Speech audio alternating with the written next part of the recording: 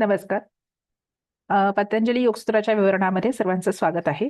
मागच्या सेशन्स पर्यंत आपण समाधीपाद पहिल्या चॅप्टरचं चित्त विक्षेपास पर्यंत आपण बघितलं होतं.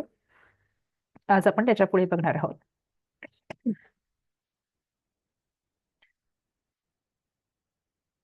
एकच मिनिट, स्लाइड शेअर करते.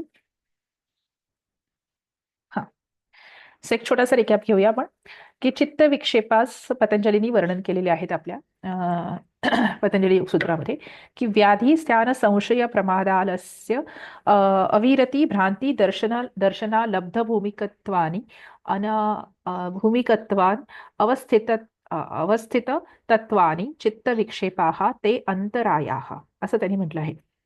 30व्या पहिल्या समाधीपदाच्या 30व्या सूत्रात म्हटलं आहे की what are the obstacles on the path of yoga or on the yogic path, की हे चित्त विक्षेपास किंवा याला अंतरायास असंही म्हटलेलं आहे. अंतरायास म्हणजे आतले जे काही ऑब्स्टेकल्स असतात, ओके, ते बिकॉज ऑल दिस अंतरायास अशासाठी की हे एक्सटर्नल नाही आहेत किंवा फिजिकल नाही आहेत, हे इंटरनल आहेत आणि ह्यांची ऑर्डर खूप सायंटिफिक आहे. ओके, सो आपण ते बघितलं होतं की व्याधी म्हणजे डिसीजेस किंवा आधी व्याधी बेसिकली जे इन्फेक्शियस किंवा बाहेरचे जे डिसीजेस असतात ते नाही, पण मनातून जे सायकोसोमॅटिक इलनेस आपण ज्याला म्हणतो की मन डिस्टर्ब झाल्यामुळे आणि लॉंग टर्म मध्ये डिस्टर्ब झाल्यामुळे आधी पासून उत्पन्न होणारे जे व्याधी आहेत ते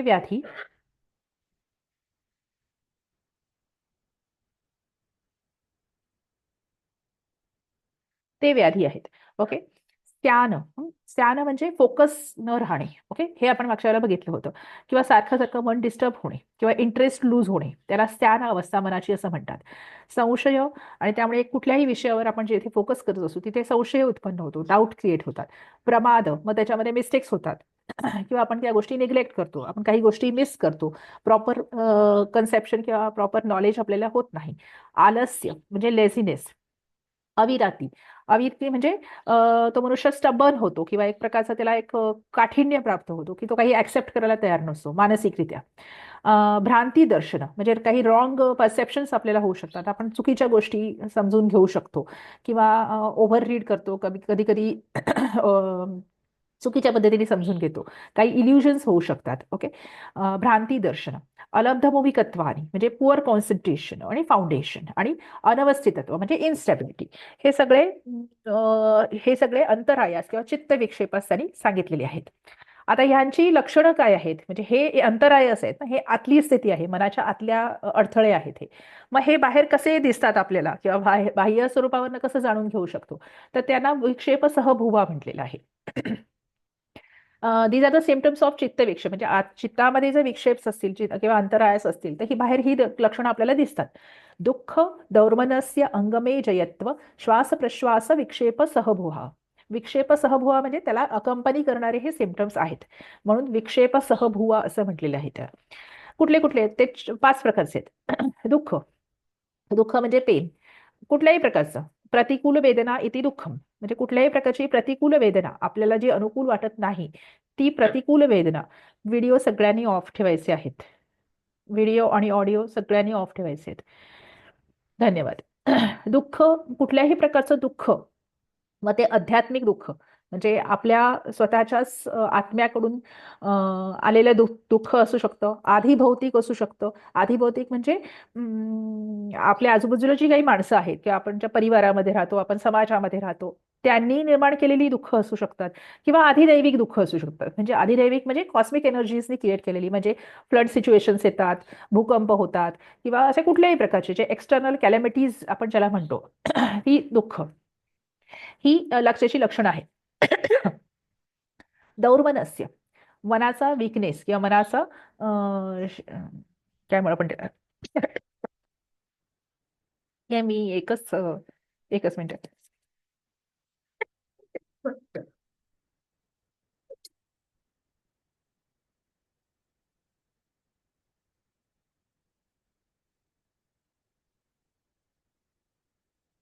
हा, मागच्या वेळेला पण मी फारसं बोलू शकले नव्हते, याही वेळेला मी फार बोलू शकेल असं वाटत नाही, त्यामुळे आपण एकच मीटिंग घेऊ 45 मिनिट्सची आणि त्याच्यानंतर आपण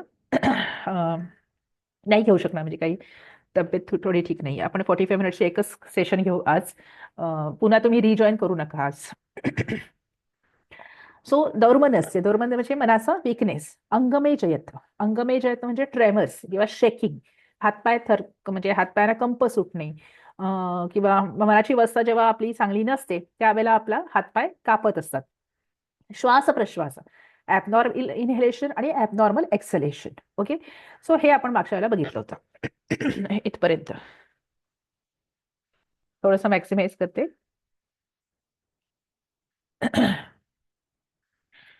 आता ह्या सगळ्यांवर उपाय काय आहे, जे अंतरायास सांगितलेले आहेत किंवा जे विक्षेपात चित्त विक्षेपात सांगितले आहेत, तर ह्याच्यावर उपाय पण पतंजली पुढे सांगतो आहे की तत्प्रतिषेधार्थम एक तत्वाभ्यास. 32व्या सूत्रात म्हणतो आहे की constant practice of only one truth और one principle is the solution for all this अंतरायास. आता तो कुठला एकतत्व अभ्यास आहे की एका तत्वावर किंवा एका प्रिन्सिपलवर अभ्यास करणे. प्रतिषेधार्थ म्हणजे त्याचा प्रतिशोध क्षमता, त्याचा निरोध करण्यासाठी एकतत्व अभ्यास हे एक सोल्युशन आहे. आता एकतत्व अभ्यास म्हणजे काय? आता ह्याच्यामध्ये मतमतांतर आहेत. ज्यांनी भाष्य केलेले आहे पतंजली योगसूत्रावर, त्यांच्यामध्ये मतमतांतर आहेत. अर्थ समजून घेऊन ओंकाराचा जप किंवा प्रणवाचा जप हा एकतत्व अभ्यास आहे असं काही लोकांचं म्हणणं आहे किंवा त्यांना असं वाटतं. किंवा काही अन्य लोकांचा पुढे, आणि त्याच्या पुढे 33-34व्या सूत्रामध्ये त्यांनी पुढे काही उपाय पण दिलेले आहेत. त्यामुळे ह्या पुढे जे उपाय दिलेले आहेत त्यातल्या it includes following of any one limb with great determination, consistency and faith. त्या 3 गोष्टी महत्वाच्या आहेत की संपूर्ण श्रद्धा, कन्सिस्टन्सी, म्हणजे आज केलं उद्या केलं नाही, परवा केलं असं नाही. Regular consistent efforts are required here, आणि फुल डिटर्मिनेशन, संपूर्ण डिटर्मिनेशन किंवा संपूर्ण इच्छाशक्तीने त्या एकतत्वाची अभ्यास करणे. यामुळे हे सगळे जे चित्त विक्षेप आहेत किंवा अंतरायस आहेत त्याच्यापासून आपली सुटका होऊ शकते. And practice with single minded and dedicated efforts are needed here. That remove the chitta विक्षेपास अलॉंग विथ विक्षेप सहभुवाच. हे जे काही दुःख, दौर्मनस्य, अंगमेजयत्व सांगितले हे सहभुवाच, आणि व्याधी, स्थान, आलस्य, प्रमाद आलस्य वगैरे सांगितले ते चित्त विक्षेपाच, हे सगळे नष्ट होऊ शकतात किंवा कमी होऊ शकतात. आता ते कुठले आहेत? तर त्याच्या पुढे चित्त प्रसादन सांगितलेले आहेत. हे चित्त प्रसादन पुढे 4 ते 5 सूत्रांमध्ये वर्णन केले आहेत. मैत्री, करुणा, मुदिता, उपेक्षणाम सुखदुःख पुण्य विषयाणाम भावनात चित्त प्रसादनम, असं तो 33व्या सूत्रामध्ये म्हणतो आहे. So these are the tools to keep the mind cool and stable in different situations. आपण वेगवेगळ्या सिच्युएशन्स फेस करत असतो आपण जेव्हा जगत असतो तेव्हा. काही वेळेला आपल्याला आपल्या आजूबाजूची परिस्थिती अतिशय आनंददायी असते किंवा आपल्याला आनंददायी किंवा जे आनंदी आहेत असे लोक आपल्याला भेटतात. काही वेळेला आपल्या आजूबाजूची परिस्थिती दुःखदायक असते किंवा जे दुःखी लोक आहेत ते आपल्या आजूबाजूला असतात. काही लोक वेळेला अतिशय अनुकूल वातावरण असतं किंवा पुण्यकर्म करणारी माणसं आपल्या आजूबाजूला असतात. काही वेळेला जरासं विषादकारक वातावरण असतं. काही वेळेला पुण्य न करणारी किंवा कदाचित पाप करणारी माणसं किंवा जे काही योग्य आजूबाजूची घटना घडत नाहीत, म्हणजे आपल्या आजूबाजूला घडत नसतात, चुकीच्या गोष्टी घडत असतात. तर या सर्व परिस्थितींमध्ये आपण काय करावं? तर त्याचं उत्तर 33व्या सूत्रामध्ये इथे दिलेलं आहे की these are the attitudes we should keep in this different situations.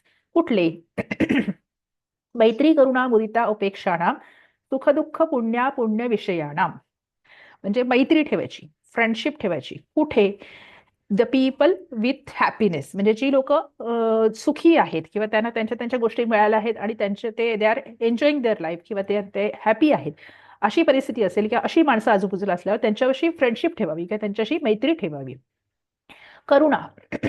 आता काही वेळेला अनेक वेळा दुःखी माणसं पण आपल्या आजूबाजूला असतात की त्यांना त्यांच्या आयुष्यामध्ये कुठल्या ना कुठल्या कारणाने दुःख आलेलं असतं, तर त्यांच्याविषयी करुणा ठेवावी. ओके, किंवा अशा दुःखद परिस्थिती आजूबाजूला असते त्यावेळेला त्यांच्याविषयी करुणा किंवा ममता असली पाहिजे आपल्या मनामध्ये किंवा कंपॅशन असलं पाहिजे, एक्स्ट्रीम लव्ह असलं पाहिजे अशा व्यक्तींविषयी किंवा तशा पद्धतीने आपण वागणं अपेक्षित आहे. मुदिता.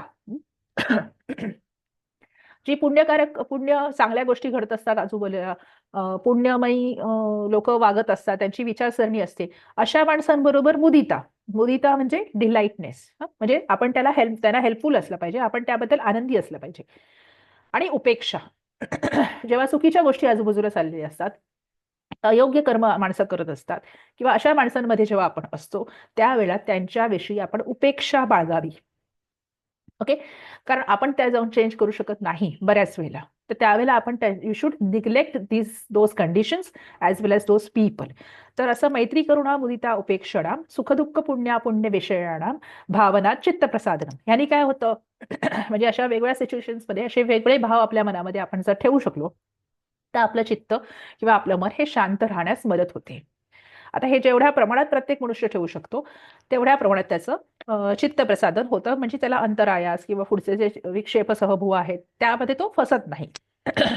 हा एक प्रकार सांगितला की दिस इज वन सोल्युशन. मग अशा सूत्रामध्ये सांगितलं होतं ना की एका तत्वाचा अभ्यास करावा. एक तत्व आहे ते म्हणे प्रणव जप किंवा ओंकार जप, पण प्रत्येकाला ते जमेलच असं नाही, म्हणून त्याने पुढे काही उपाय दिलेले आहेत. तर हा पहिला उपाय झाला चित्तप्रसादन करायचा किंवा चित्तशुद्धी करायचा. दुसरा प्रकार आहे, कारण खूप वेगवेगळ्या प्रकारची माणसं असतात, त्यामुळे वेगवेगळ्या पद्धती त्यांनी दिलेल्या आहेत. प्रच्छर्दन विधारणाभ्याम वा प्राणस्य, असं तो 34व्या सूत्रात म्हणतो आहे. दुसरं टूल काय आहे चित्तप्रसादनाचं? तर फोर्सफुल एक्झलेशन, प्रच्छर्दन. मग तुम्ही कुंभक लावता, बंध लावतात, मूलबंध आहे, महाबंध आहे, बऱ्याच वेळा जालंधर बंध, आधी 3 बंध लावतात. हठयोग प्रदीपिकेमध्ये सगळ्यांची वर्णनं आहेत. नंतर महाबंध लावतात ऍडव्हान्स प्रॅक्टिशनर्स, काही वर्षांची प्रॅक्टिस झाल्यानंतर. तर तोही एक प्रकार आहे, म्हणजे ज्यांना शारीरिक क्रिया करायच्या असतील त्यांच्यासाठी हा उपाय सांगितलेला आहे. प्रच्छर्दन विदारणाभ्याम म्हणजे फोर्सफुल एक्सेलेशन फॉलोड बाय बहिर्कुंभका, that empty your mind, that relaxes the mind, and that removes all the thoughts from the mind. Okay. आणि that leads to the mind purification. म्हणजे ऑफकोर्स हे करताना हे प्रॉपर गायडन्स खालीच करणं अपेक्षित आहे, कारण बंध वगैरे लावायचे म्हटल्यानंतर आपल्याला प्रॉपर शिकून ते घेणून लावण्यासाठी गरज आहे क्रिया वगैरे करताना. तर हा एक प्रकार त्यांनी सांगितलेला आहे.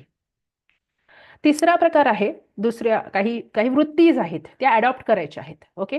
किंवा काही अनदर वेज आहेत ते अडॉप्ट करायचे आहेत.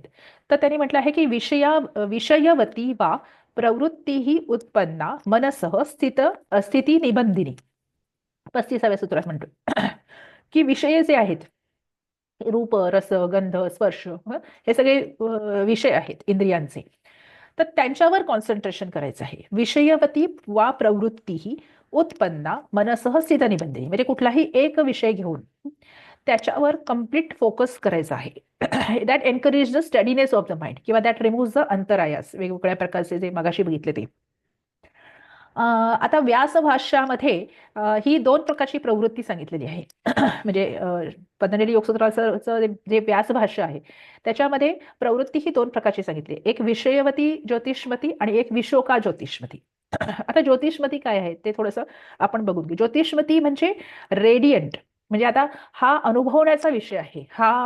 हे थेरॉटिकल नॉलेज नाही, हे प्रॅक्टिकल नॉलेज आहे. म्हणजे जे योगी हे प्रॅक्टिस करतात त्यांना जेव्हा ते ध्यानामध्ये बसतात तेव्हा एक प्रकारचा लाईट दिसतो, म्हणजे त्यांनी ज्याची वर्णनं लिहून ठेवलेली आहेत की एक प्रकारचा रेडियंट एनर्जी आतमध्ये त्यांना फील होते, म्हणून त्याला ज्योतिषमती असा शब्द वापरलेला आहे. ज्योतिषमती म्हणजे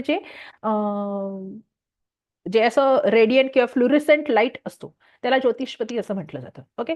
तर विषयवती ज्योतिषमती आणि विशोका ज्योतिषमती असे 2 प्रकारच्या वृत्ती असतात असं व्यास महर्षींचं म्हणणं आहे. आणि पतंजलीने पण पुढच्या 36व्या सूत्रात सांगितलेलं आहे की विशोका वा ज्योतिषमती. तर एक आहे विषयवती प्रवृत्ती किंवा विषयवती ज्योतिषमती, आणि दुसरी आहे विशोका ज्योतिषमती किंवा विशोका प्रवृत्ती. आता विशोका, कारण 35व्या सूत्रात तो विषयवती प्रवृत्तीविषयी सांगतोय, 36व्या ह्याच्यात तो विशोका प्रवृत्तीविषयी सांगतो आहे. आणि त्या प्रवृत्तीलाच त्यांनी ज्योतिषमती असं दुसरं नाव दिलेलं आहे, कारण ती अशी फ्लुरेसंट असते किंवा अशी दिव्य प्रकाशमयी असते, म्हणून तिला ज्योतिषमती म्हटलं जातं. म्हणजे ती अवस्था ही प्रकाशमयी असते. आता विशोका का म्हटलेलं आहे, तर शोकरहित असते. आता शोकरहित म्हणजे तुम्ही जर एक्स्ट्रीम दुःख झालं असेल, किंवा एक्स्ट्रीम सुख जरी झालं असेल, तर त्याच्या पुढची मनाची अवस्था कधीतरी इमॅजिन करा की शांत वाटतं. राईट. म्हणजे अतिशय दुःख झाल्यानंतर किंवा अतिशय सुख झाल्यानंतरची सुद्धा जी मनाची अवस्था असते की एकदम ब्लँक होऊन जातो मनुष्य. म्हणून त्याला विशोका असं म्हटलेलं आहे. Okay. This perception is beyond all the sorrows. म्हणजे जे वाईटातलं वाईट घडायचं असतं आणि ते आपण जेव्हा अनुभवतो त्याच्या पुढची अवस्था होती की ब्लँकनेस असतो कम्प्लीट. त्याला त्या विशोका अवस्था असं म्हटलं जातं. ओके.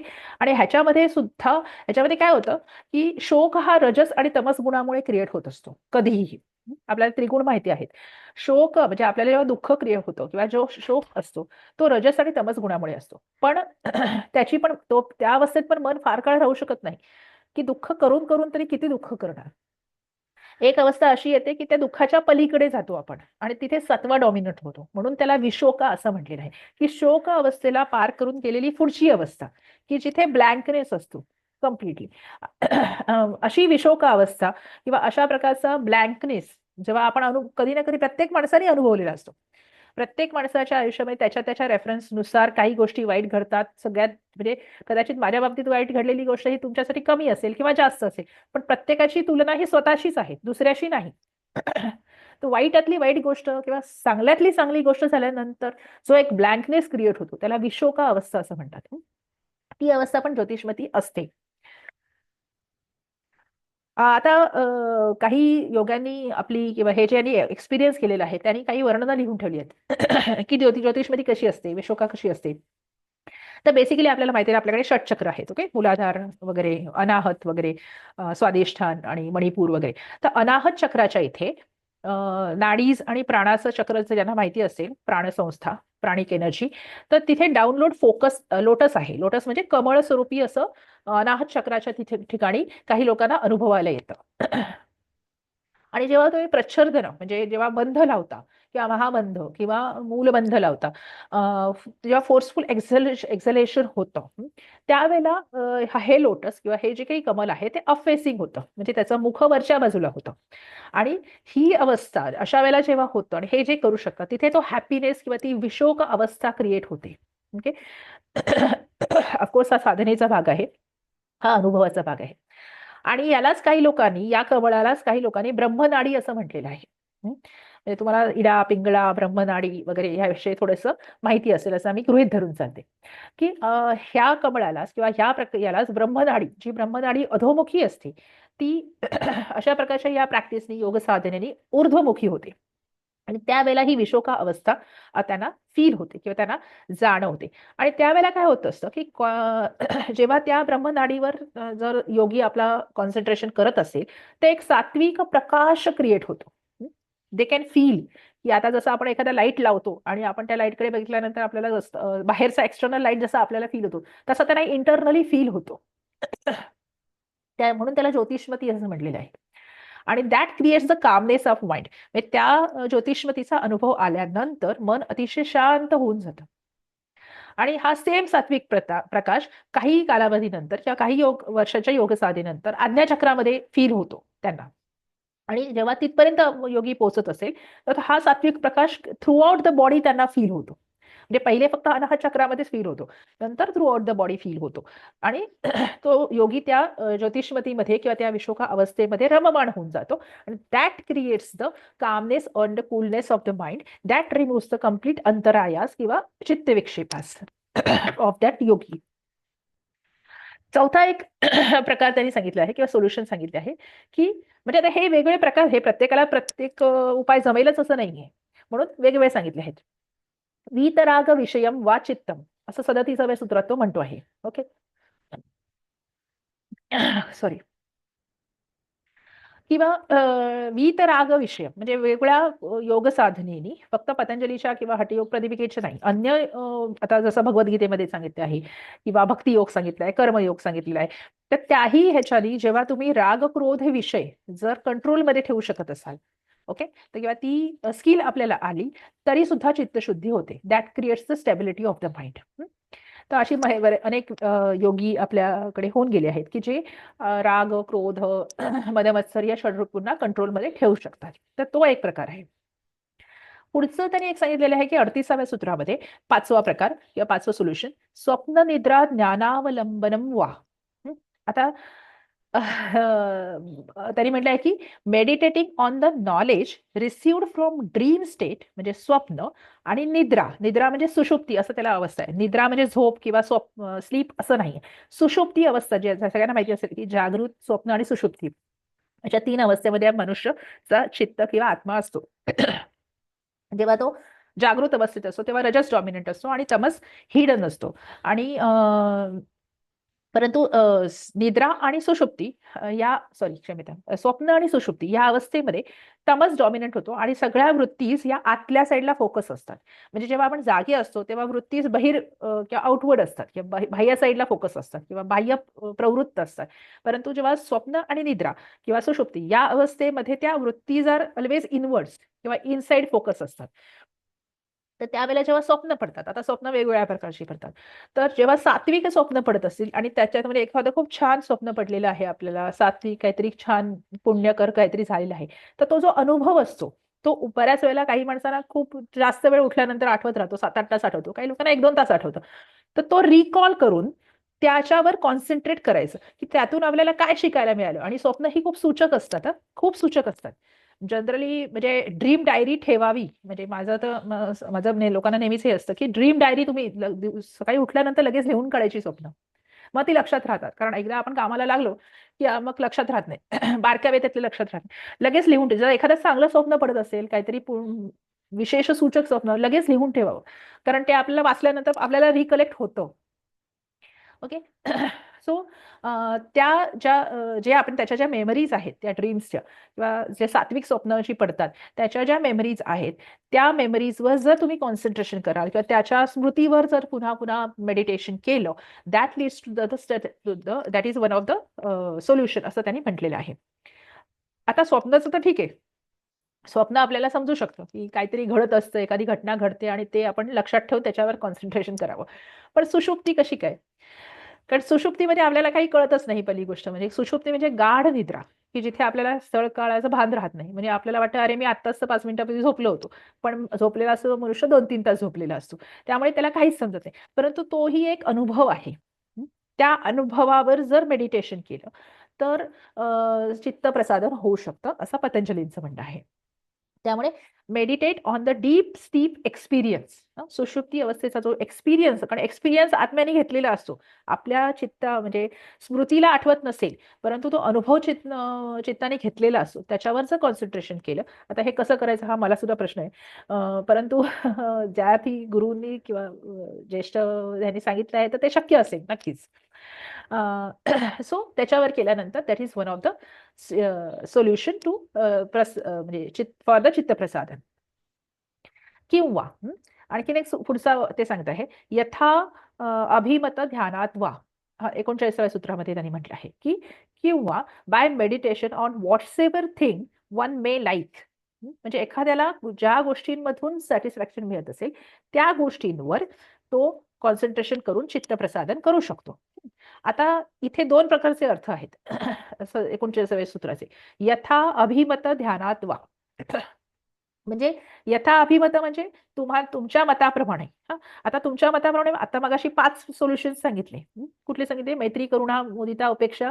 तो एक प्रकार सांगितला. प्रच्छर्दन, विधारणाभ्याम, बहिर्कुंभक किंवा महाबंध लावणे हा प्रकार सांगितला. विषयवृत्ती, एखाद्या विषयावर कॉन्सन्ट्रेशन करणे हा एक प्रकार सांगितला. विशोक अवस्थामध्ये कॉन्सन्ट्रेशन करणे हा प्रकार सांगितला. त्याच्यानंतर वीतराग विषय म्हणजे षड्रिपुंना जिंकून त्यांच्यावर कॉन्सन्ट्रेशन करणे आणि स्वप्न, निद्रा, ज्ञानावलंबन असे 5 प्रकार त्यांनी सांगितले.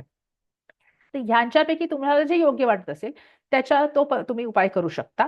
किंवा अनदर एनी सोल्युशन म्हणजे तुम्हाला जे वाटेल ते म्हणजे ज्या प्रकारे तुम्ही जर उद्या, कारण कसं आहे ह्याच्यामध्ये काय होतं की Patanjali keeps other options open. म्हणजे मी म्हणतो तेवढंच सत्य असं नाहीये. दुसऱ्याला सुद्धा त्यांनी चान्स दिला आहे की तुम्ही पण शोधून काढा आणि तुम्ही पण चित्तप्रसादाचा मार्ग म्हणजे the solutions are open for that असं त्यांनी म्हटलं आहे.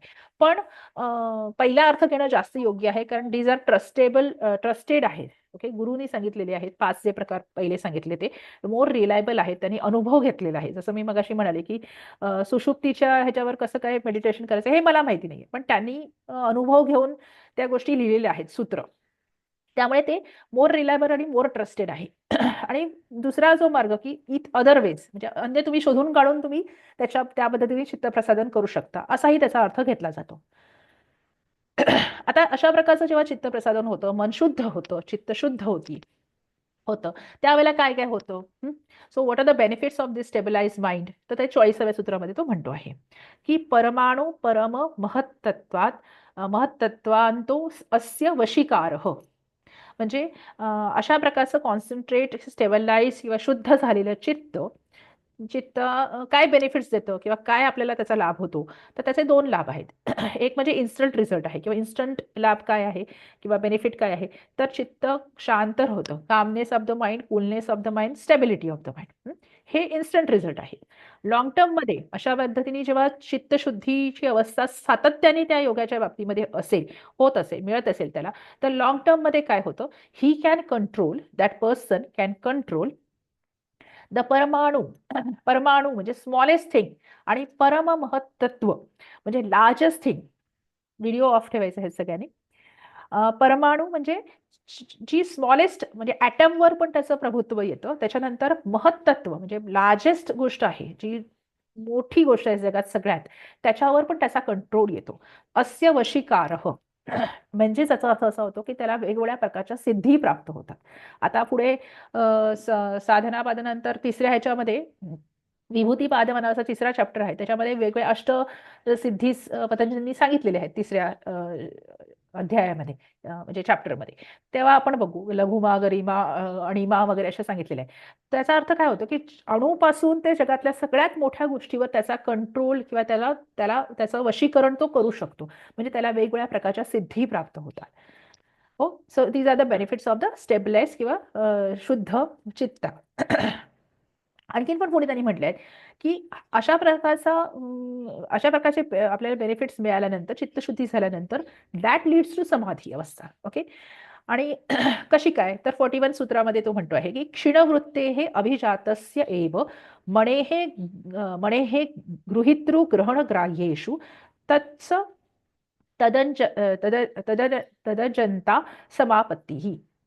क्षीणवृत्ते म्हणजे जेव्हा चित्तप्रसादन होतं तेव्हा आपण ज्या पहिल्या 5 वृत्तीच बघितल्या होत्या, पण प्रमाण, विपर्यय, विकल्प, निद्रा, स्मृती, त्या वृत्ती क्षीण व्हायला लागतात किंवा त्या वृत्तींचा जो अनुभव असतो किंवा त्याचा जो प्रभाव असतो तो कमी कमी व्हायला लागतो. ओके, वृत्ती बिकम्स विकंट. ओके, क्षीणवृत्ती व्हायला लागतात. अभिजातस्य इव मणेहे म्हणजे माइंड म्हणजे चित्त. माइंड हे इंग्लिशमध्ये म्हणण्यासाठी म्हणतो आहे, कारण चित्त हा मूळ मूळ शब्द आहे. चित्ताला काही इंग्लिशमध्ये शब्द नाही आहे. ओके, सो चित्त हे एखाद्या ट्रान्सपरंट अभिजातस्य इव मणेहे म्हणजे मण्याप्रमाणे, एखाद्या क्रिस्टल प्रमाणे अतिशय शुद्ध होऊन जातं किंवा ट्रान्सपरंट होऊन जातं. ओके, असं झाल्यानंतर त्याचं काय होतं की तो एस्टॅब्लिश होतो कुठे, तर गृहीतृ ग्रहण ग्राह्येषु. आता तुम्हाला माहिती असेल समाधीमध्ये धारणा, ध्यान आणि समाधी या तिन्ही अवस्थेमध्ये 3 गोष्टी असतात. गृहीतृ म्हणजे जो मनुष्य ध्यान करतो आहे, परसिव्हर. ओके, ग्रहण म्हणजे तो ध्यान करण्याची जी अवस्था आहे त्या किंवा जी प्रोसेस आहे त्याला ग्रहण अवस्था असं म्हणतात. परसिव्हिंग जी प्रोसेस आहे त्याला. आणि ग्राह्य, ग्राह्य म्हणजे ज्याच्यावर फोकस केला जातो, ज्याच्यावर समाधी लावली जाते, ज्याच्यावर मेडिटेशन केलं जाते, ती वस्तू, ऑब्जेक्ट ऑफ परसेप्शन. त्यामुळे गृहीतृ, ग्रहण आणि ग्राह्य अशा 3 गोष्टी, त्याला त्रिपुटी असं म्हटलं जातं. द परसिव्हर, द प्रोसेस ऑफ परसिव्हिंग आणि द ऑब्जेक्ट ऑफ परसेप्शन, या तिघांमध्ये काय होतं की तो म्हणजे जो योगी जो करतो आहे, जो गृहीतृ आहे, that get established in it. म्हणजे प्रथम ह्याच्यामध्ये त्याला तत्स म्हटलेलं आहे की त्याच्यामध्ये तो एस्टॅब्लिश होतो. त्याच्यानंतर ही गेट सॅच्युरेटेड किंवा कम्प्लिटली ॲब्झॉर्ब्ड, तद अजंता किंवा त्याच्यामध्ये पूर्ण ॲब्झॉर्ब होऊन जातो. म्हणजे उदाहरणार्थ मी रामाच्या मूर्तीवर समजा कॉन्सन्ट्रेशन करते आहे असं आपण उदाहरणार्थ म्हटलं, तर मी ही गृहीतृ आहे. रामाच्या मूर्तीवर कॉन्सन्ट्रेशन करण्याची ही प्रक्रिया ही ग्रहण प्रक्रिया आहे. आणि रामाचे जे गुण आहेत ते ग्राह्य किंवा ती मूर्ती आणि त्याचे गुण हे ग्राह्य आहे. तर त्याच्यामध्ये मी कम्प्लिटली ॲब्झॉर्ब होऊन जाते, या मला बाहेरच्या कुठल्याही गोष्टीचं भान राहत नाही. सो अशी अवस्था त्याला प्राप्त होते आणि ह्यालाच समापत्ती असं म्हटलेलं आहे. समापत्ती म्हणजे समाधी, ह्यालाच समापत्ती किंवा समाधी असं म्हटलं आहे. तेव्हा चित्तप्रसादन झाल्यानंतर तुम्ही जेव्हा अशा प्रकारचे म्हणजे अशा प्रकारचे जेव्हा प्रयत्न सुरू करता समाधी अवस्थेमध्ये, तेव्हा ती पटकन आपल्याला साध्य होते. हा एक दुसरा बेनिफिट आहे. ओके. Just a minute. हा. हम्म, हम्म. ओके. आता पुढचे पटापटापट आपण मागे समाधीचे टाइप्स मागच्या वेळेला बघितले होते, पण आता हे पुढे तो सांगतो आहे. तत्र शब्दार्थ ज्ञान विकल्पैः संकीर्ण सवितर्का समापत्ती. 42व्या सूत्रामध्ये म्हणतो आहे की समाधी इन विच म्हणजे अशा प्रकारची समाधी लागल्यानंतर काय होतं की आता समाधीचे वेगवेगळे प्रकार तो सांगतो आहे की शब्द, अर्थ, ज्ञान यांच्या विकल्पाने किंवा यांच्या पर्यायाने, शब्द म्हणजे शब्द साऊंड, अर्थ म्हणजे त्याचा अर्थ म्हणजे ओम म्हणत असाल किंवा एखादा मंत्र म्हणत असाल तर काहीही म्हणजे त्याचा शब्द, त्याचा साऊंड, त्याचा अर्थ आणि त्यातून होणारं नॉलेज. म्हणजे मी जेव्हा ओम नमः शिवाय म्हणते आहे तेव्हा एक आहे ओम नमः शिवायचा साऊंड, एक आहे ओम नमः शिवायचा अर्थ आणि दुसरं असतो ओम नमः शिवायचं नॉलेज किंवा त्याच्याने मला काय नॉलेज होतो आहे की शिव हेच सत्य, अंतिम सत्य आहे. हं? असं जो काही तो मंत्र तुम्ही घेणार असाल, जे काही सिम्बॉल समोर घेणार असाल ते आहे त्याच्यावर त्याचा शब्द, त्याचा अर्थ आणि त्याचं नॉलेज. ओके. ह्याच्यावर जेव्हा समाधी किंवा ह्याच्यावर जेव्हा ह्याच्यामध्ये जेव्हा मनुष्य ऍब्झॉर्ब होऊन जातो संकीर्णा, त्याला सवितर्क समापत्ती किंवा सवितर्क समाधी असं म्हणतात. आता दुसरं पण एखादं घेऊ शकतो आपण. समजा राम राम राम असं जरी म्हणत बसलो, सीता सीता सीता असं जरी म्हणत बसलो तर राम सीता हे शब्द आहेत. राम म्हणजे काय? हा, राम हे एका मनुष्याचं नाव होतं. तो दशरथाचा पुत्र होता. तो रामाचा किंवा सीता ही रामाची बायको होती. अशा प्रकारचा जो अर्थ असतो की ते म्हणजे काय, म्हणजे त्याला अर्थ म्हणतात. आणि जेव्हा म्हणजे मला राम समजला. आता अशा माणसाला किंवा ह्या व्यक्तीला ज्याच्यामध्ये एकवचनी, एक बाणी वगैरे असे त्याचे जे गुणधर्म आहेत, सगळे वेगवेगळे जे गुणधर्म आहेत, ते गुणधर्म म्हणजे राम असं जेव्हा मला ज्ञान होतं. त्यामुळे शब्द, अर्थ आणि ज्ञान या 3 गोष्टी जेव्हा एकत्र स्वरूपामध्ये येतात आणि त्यावेळेला जेव्हा ती कॉन्सन्ट्रेशन करतो त्यावेळेला त्याला सवितर्क समापत्ती किंवा सवितर्क समाधी असं म्हटलं जातं. पुढे त्यांनी निर्वितर्क म्हटलेलं आहे 43व्या सूत्रामध्ये. स्मृती परिशुद्ध स्वरूप शून्य शून्य एव अर्थमात्र निर्भासा निर्वितर्का. आता ही थोडीशी अनुभवाची गोष्ट आहे की सवितर्क तर समजू शकते पण निर्वितर्क समजत नाही. त्याचं कारण असं की राम म्हणजे काय किंवा शंकर म्हणजे शिव म्हणजे काय हे समजून घेतल्यानंतर आपल्याला आधी आपण एखाद्या गोष्टींचा आधार घेतो किंवा अशा प्रकारचा राम असतो, असा निळा सावळा ज्याचा कंठ निळा आहे तो शंकर असतो, अशा प्रकारच्या काही गोष्टींचा आधार घेतो आपण आणि त्यामुळे त्याला थोडंसं अशुद्ध स्वरूप म्हटलेलं आहे. पण त्याच्या पुढे जाऊन जेव्हा आपण ती गोष्ट रामाला फील करतो किंवा शंकराला फील करतो त्यावेळेला त्यावेळेला ती जी स्मृती असते ती शुद्ध स्वरूपात असते. त्यावेळेला हे सगळे जे डिटेल्स आहेत ते मागे पडतात. ओके. आपण त्याला फील करतो. त्यामुळे स्मृती परिशुद्ध असं म्हटलेलं आहे. Wien mind achieves identity with a gross object of concentration. म्हणजे पहिले तुम्ही ग्रॉस ऑब्जेक्टचा म्हणजे मदत घेतली समजण्यासाठी आणि नंतर त्याला सोडून देतो म्हणून त्याला स्मृती परिशुद्ध असं म्हटले आहे की त्याला फक्त तो अनुभव, रामावरचं कॉन्सन्ट्रेशन, शिवावरचं, लिंगावरचं कॉन्सन्ट्रेशनचा जो अनुभव असतो त्याला किंवा डिवा आणि तो कसा असतो, तो स्वरूप शून्य एव अर्थ म्हणजे त्याला स्वरूप नसतं. तो त्याला आपण निर्गुण म्हणतो. त्याला काही काही गुण नाही अनुभवाला किंवा त्या एक्सपिरियन्सला. त्याचा शून्य स्वरूपाची अवस्था शून्य होऊन जाते. Divide of distinction of name, quality and knowledge. म्हणजे बाह्य सगळ्या प्रकारचे त्याची गुण किंवा त्याचं स्वरूप किंवा हे असं हे शून्य होऊन जातं किंवा हे निघून जातं. So that object alone shine fourth म्हणजे तो अनुभव फक्त किंवा त्याचा जो फिलिंग असतं तेवढंच शाईन करत असतो. निर्भासा, निर्वितर्क म्हणजे अशा प्रकारच्या समाधीला निर्वितर्क समाधी असं म्हटलात. आता हा अनुभवाच्या गोष्टी आहेत ह्या. त्याला निर्वितर्क समाधी असं म्हटलेलं आहे. ओके. तर आय थिंक आपण इथेच थांबूया कारण मला थोडं बोलता पण येत नाहीये आणि थोडंसं तब्येत ठीक नसल्यामुळे आपण कारण पुढे निर्वितर्क वगैरे थोडेसे आहेत. एक 4-5 लोक अजून बाकी आहेत ह्याच्यामध्ये. सविचार, निर्विचार आणि थोडंसं काही लोकांना डिफिकल्ट पण वाटू शकतं कारण हे सगळे अनुभवाचे भाग आहेत. मी प्रेझेंटेशन स्टॉप करते आणि रेकॉर्डिंग पण स्टॉप करते, म्हणजे तुम्ही काही प्रश्न असतील तर विचारू शकता. धन्यवाद.